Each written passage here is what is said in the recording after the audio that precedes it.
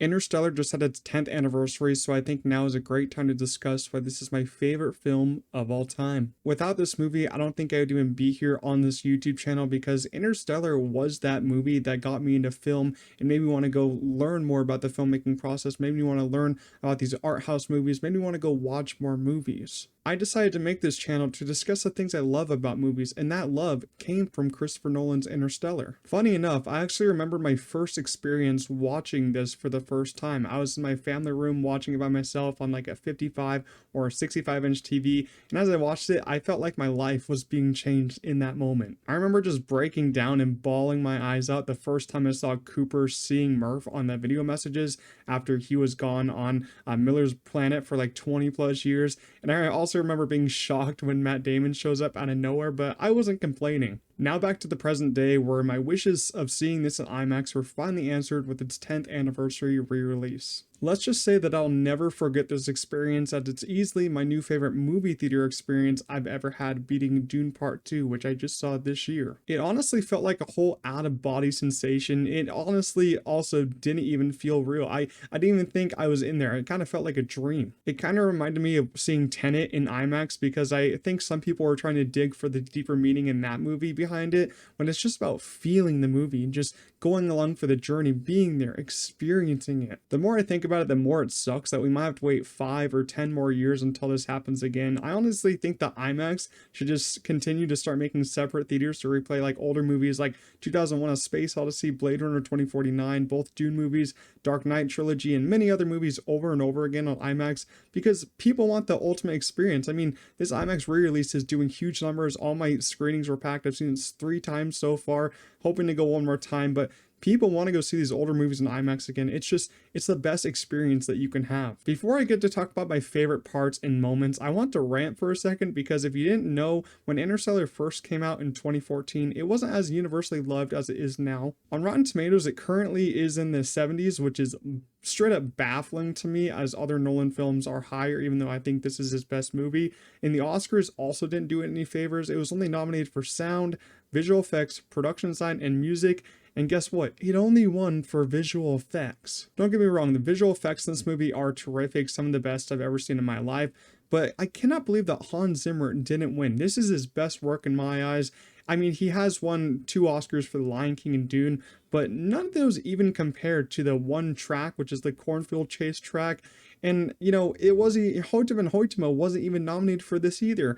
You know, I think that's insane. Hoytema and Hoytema, I think, finally got his first win for Oppenheimer last year. How he didn't win for this movie, I don't know. He wasn't even nominated, man. This cinematography changed my life. I feel like it's easily my favorite shot movie. I know some people disagree, but you can't disagree that this is one of the best shot movies of all time. And I mean, Interstellar wasn't even nominated for Best Picture when the year of the nominees that year was pretty weak itself. Like, I don't understand how it wasn't even nominated for Best Picture. I know it's like 10 years ago now, but that's insane. I guess I just have a bias against like sci-fi and horror movies back then, because Christopher Nolan also wasn't even nominated. That just gets me really upset, because to direct a movie like this takes some extreme skill. But I've been thinking to myself, and maybe if Interstellar came out today, it might have won all the awards, because we have Dune Part 1 sweep a couple years ago, even though it didn't win Best Picture when it should have. But sci-fi has, you know, grown more of a cult following now and gained some more respect. So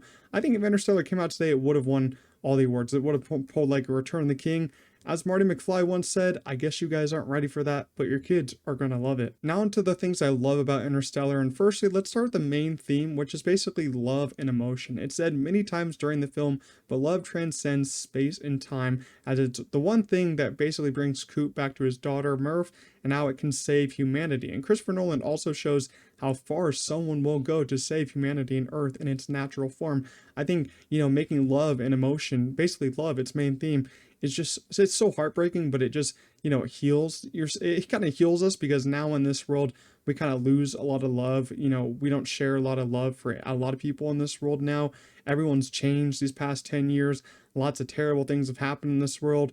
And I just love seeing this movie just basically, you know, you think it's just a regular sci-fi film, but it's deep down, it's basically just about loving people. As I said before, it's Hans Zimmer's score and Christopher Nolan's direction that makes this film feel so special.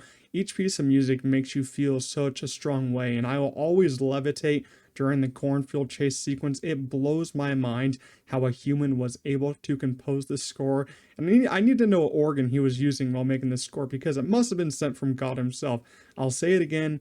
Hans Zimmer is the best composer to ever live. And just because I don't want to be here all day, I narrowed my list down to my 5 favorite scenes or moments from Interstellar, and that's kind of bad to say because it changes all the time. But in 5th place, it's going to be like the fifth dimension scene slash the black hole sequence.